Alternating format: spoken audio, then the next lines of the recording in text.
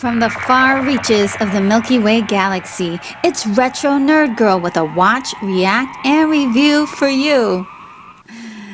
Okay, so I want to see what's on Amazon right now. Something that I haven't seen.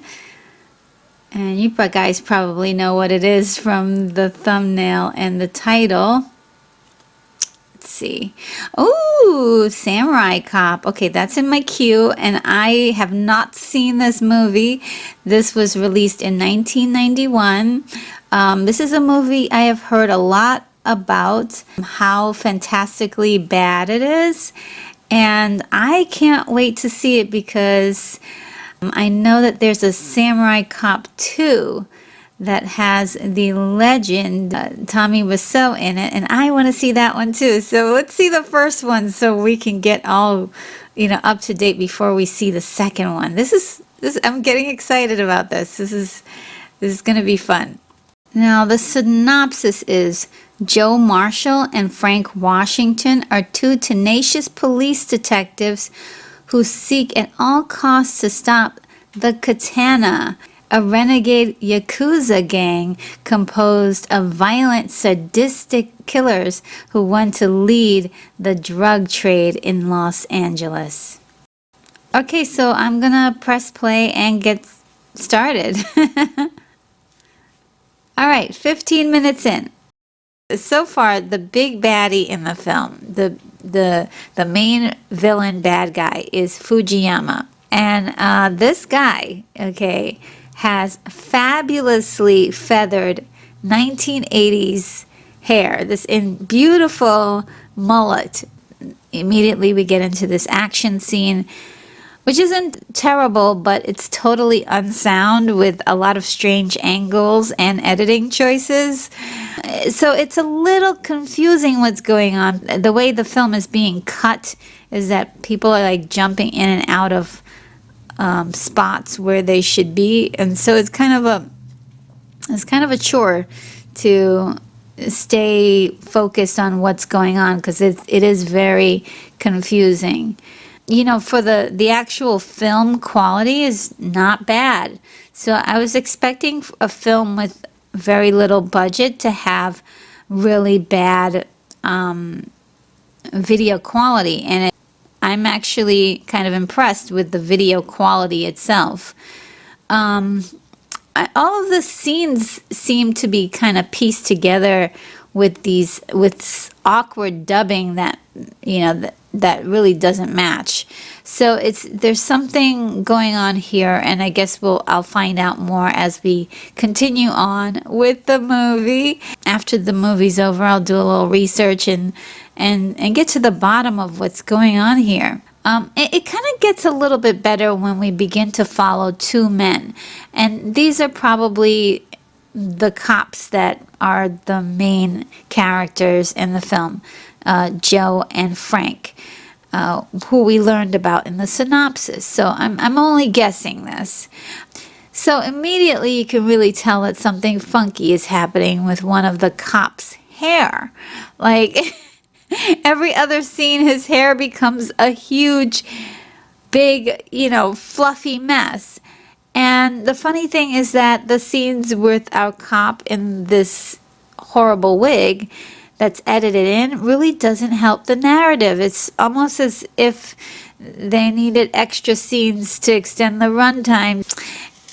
It's very jarring, and I'm definitely interested to find out the story behind that.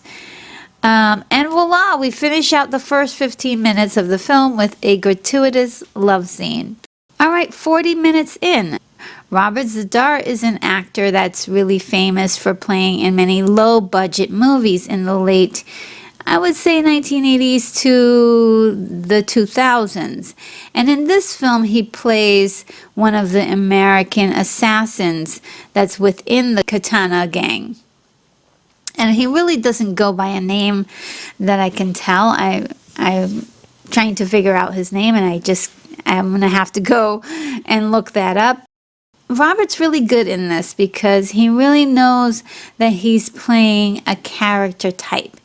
In fact, all of the characters are playing their roles much the same, of like that this is really a joke. There's a lot of theatrical camp to it. So I can't help but smirk while the actors are speaking, because I think this is supposed to be a comedy, right? I mean, it's definitely supposed to be a comedy because these actors are actually being directed by the director to be over the top and silly. So I'm only assuming that this was supposed to be for fun. This wasn't like supposed to be a serious thriller of any kind. Wasn't supposed to induce any fear inside of you. Wasn't supposed to feel real in any way. It's really hard to really like the protagonist, which is probably the biggest detriment of the film. Yeah, we have to love our protagonist. He's got to be somebody that we can identify with, even if he is not the nicest person. We have to understand where he's coming from. There's no backstory at all on our protagonist at all, except for the fact that he was trained by samurai. He speaks fluent Japanese. He's from San Diego or San Francisco. Not sure. He's from one of the sands. Now, okay, look. The chocolate chips in this cookie has to be the police captain in this movie. Oh my God. He is awesome. He puts a huge smile on my face. No one is taking this seriously at all in this movie, and I love it because it really lightens the mood. I also love the fact that the captain's office is in a landlord's office where you can plainly see the keys to apartments hanging on the wall.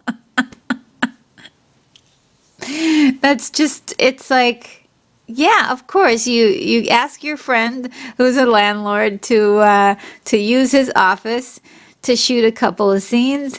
You take the afternoon to shoot all the scenes that you need, and boom, you're done.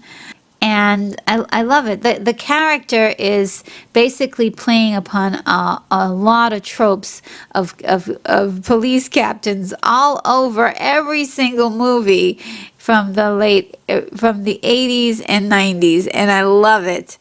Absolutely love it. Now, Joe, I can't wait to see what happens in the rest of this film. So far, I'm loving every minute of it.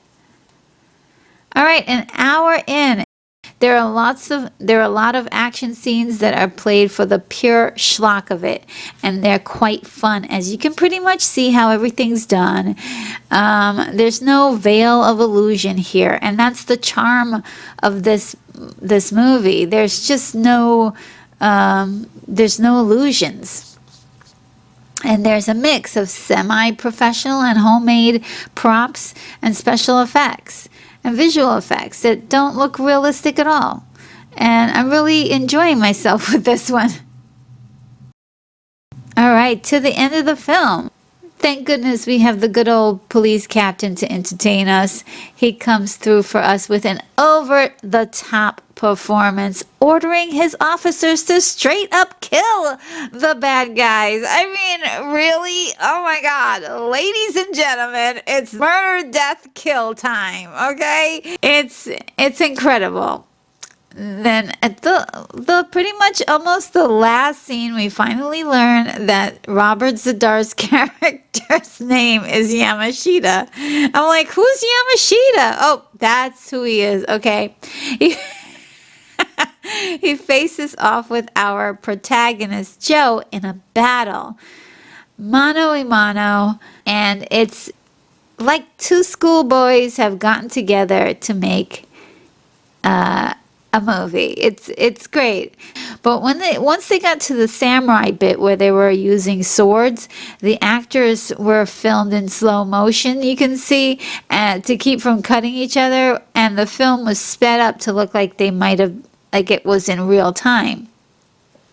It's an old trick, but it kind of works, and it also doesn't work, because you can definitely see that.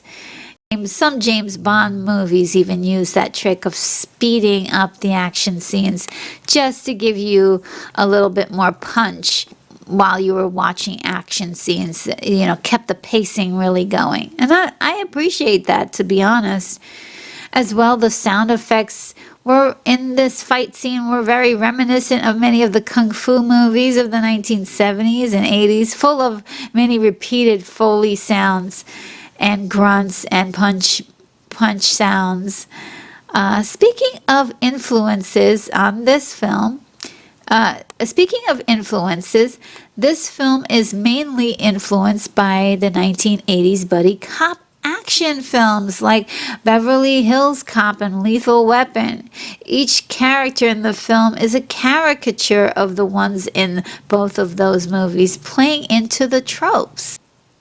In my opinion, this is a fantasy film with gorgeous women, a hulky star with dangerous foes. The director, Amir Sivan, cooked up the film from nuts to bolts without a working budget. He had really no money, but he had a dream. And that really touches my heart. I mean, this person made a film without any money, but just using his connections with actors. He couldn't afford money for lights, so he opted to use daylights and the home lights or building lights. Indoor lights, if you will. All of the scenes are simple. They're taken in homes, back alleys, public places, parking lots, public parks, ranges, rental boats, scenic helicopter footage was also spliced in there. Much of it didn't really feel as if there was a roadmap to make the scenes flow into each other. But you know what? I've got to commend the effort. I love that ingenuity when you have nothing. And that is incredible. Reshoots and extra dubbing was needed to try to pad out the runtime and connect all of these story elements somehow. Amir asked his actors to wear their own clothes, drive their own cars. He couldn't afford a sound unit, so he filmed a lot of the movie without sound and then dubbed the voices in later, many months later. And a lot of the extra voices, since he didn't have those actors around, were actually voiced by Amir himself. This was his labor of love. And I really feel like, we need to recognize this. Making a movie is a lot of work. There's a lot of things to juggle, and it's almost impossible to do a complete production all by yourself without being an expert at all those areas. So I really feel like he did a great job of what he had. It looks like he gave it 110%. He did give it his greatest effort. Matthew Kaderas, who played Joe, was asked to return for pickup shots, but he had already cut his hair for other jobs, thinking that all of his scenes were already done. So a wig was chosen to try to restore his long locks or his former look. A hairdresser could have cut the wig into a believable shape for him, but there are no illusions here. There's no money for that kind of foresight. And this is a fantasy. And the wig is our confirmation of the fact that this movie is a fantasy. It's one of the glorious hallmarks of the film that has made the film infamous in the low-budget film genre. This movie really proves that you can have a dream, pursue it, and to some degree, achieve it. If all the technical aspects of this film had been met, would this film be the best film ever made? The best action movie ever made? And I believe that the answer is probably going to be no. And I'll tell you what, I spent an hour and change with a big smile on my face. Amir had a dream and he got it done. He got it done. And, and there it is with all of its splendor, Samurai Cop. A very, very guilty pleasure indeed.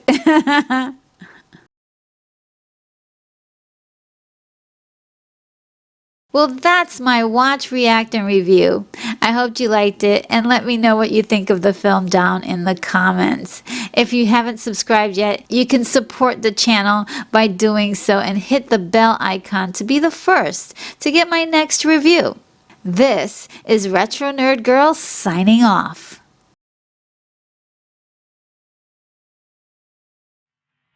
Take care, movie lovers. I'm off to my next review.